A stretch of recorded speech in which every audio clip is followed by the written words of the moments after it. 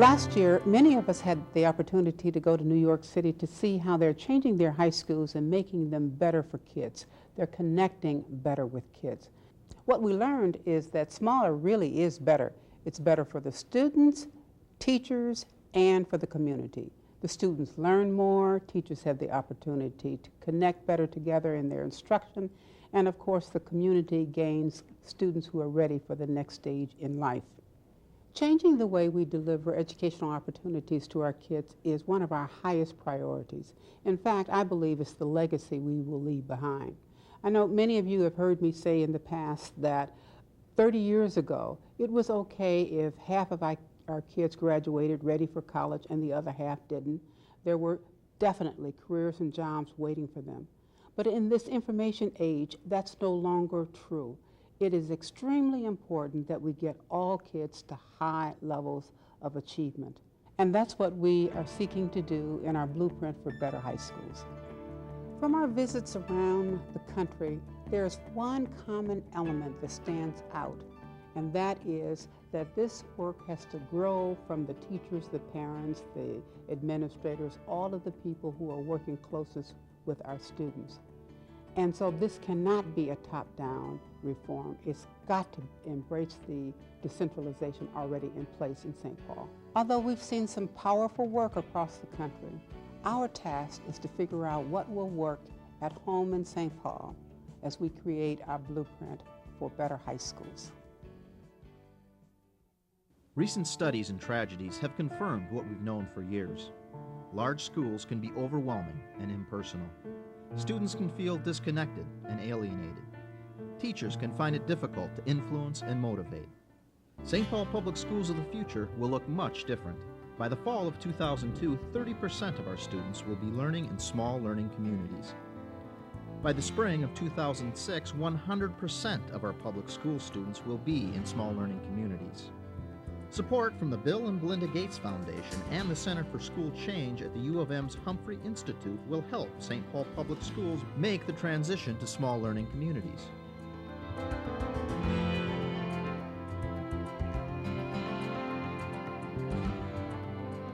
Lessons can be learned from several schools in New York that are already operating as small schools.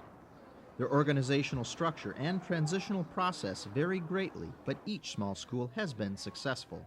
Frederick Douglass Academy is a public school located in Harlem and serves about 1,000 students in grades 7 through 12. In 1999, U.S. News and World Report listed Frederick Douglass Academy as one of the top 100 schools in the nation. Well, Frederick Douglass was a slave who taught himself how to read and write.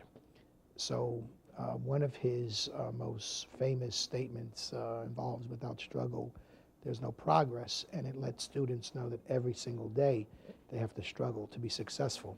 We plan and we hope that every year we'll be able to get every student into college. And fortunately, we have a very good batting average. We're in the high 90s. 100% of kids will graduate, 98, 99% will go to college. But we're not just talking about local colleges or community colleges. We're talking about premier colleges. We're talking about students having the opportunity to travel to wonderful institutions like Ithaca College, Columbia, Dartmouth, Amherst, Brown, Yale, Harvard. What we try to do is tell the student that they're individuals, number one. Number two, they're capable. Number three, if they work hard, they'll be able to be successful. And number four, not every child learns math at the same rate or English at the same rate or any subject. So if you're not learning at the same rate as someone else, don't worry about it. Come to school on the weekend and we'll work with you. Stay after school. Come during your lunch period or come early morning and get some extra tutoring. The college office is the most equipped college office that I've ever seen. You know, the principal's office is where he runs the school, but the college office is a workshop, and I think that's the difference in terms of the space. It's not just my office. It is a place where young people can come and accomplish great tasks. Every student is required to apply to the City University of New York and the State University of New York. No excuses. I don't want to hear it.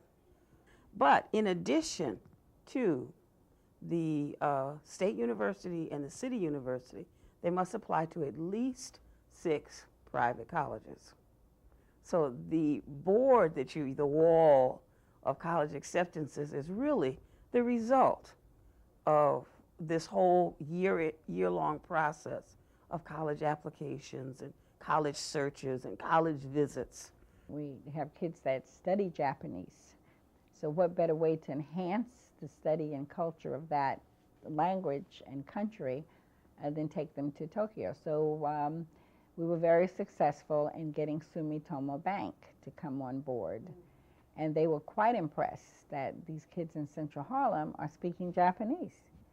So they committed to a 5-year grant of taking kids. We're not successful because we only have great teachers. We're successful because we have parents and support agencies that support the kids. Grandmothers, grandfathers, great-grandparents who support the kids. So it's really a community. No one's discounted here, and everyone's part of the process. The Academy of American Studies in Long Island opened its doors in the fall of 1996. Projected enrollment is 400 to 500 students. An emphasis in American history culminates in a senior thesis. The Academy shares its building with the Academy for New Americans, called Newcomers High School.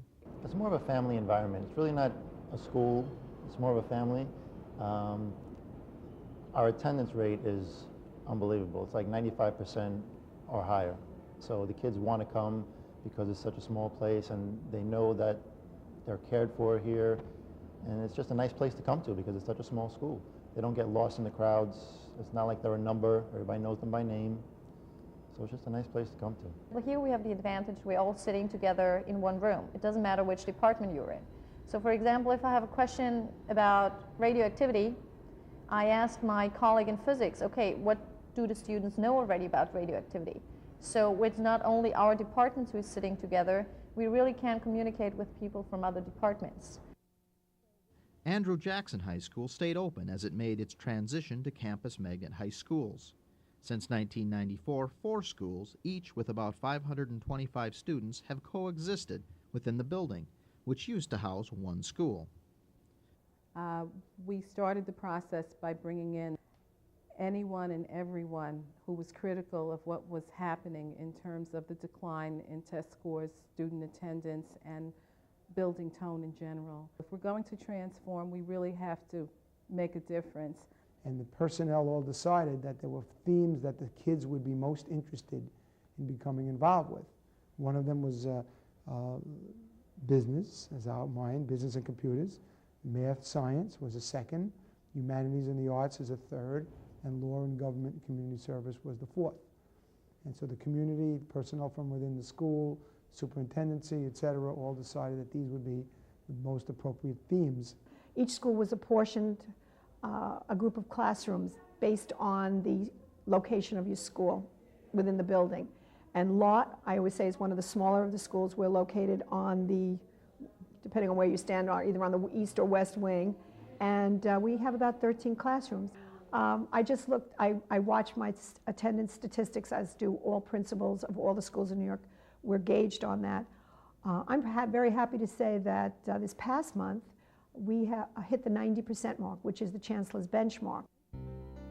But I have no doubt in my mind that 10 years from now, in this city, in every other large city in the nation, that there will no longer be such a thing as a school with 3,000, 4,000, and 5,000 students. That if they take buildings and separate them, as this building is separated, we have 2 schools here, then that will be the trend. Because I think more and more students need the close relationship. There is a sense of family here where the teachers know the students know the teachers, the parents know each other, and it's a support system. The students in the small school environment, I believe that they feel welcomed, they feel attached, they feel family. Don't be afraid of change. Slow and steady pace. And I think that every time you make a small step forward, don't be surprised that you might take 2 steps backwards, but you will reach your goal if you keep at it. And I think if anybody has a feeling for really achieving anything in education, I really believe that this is the way to go.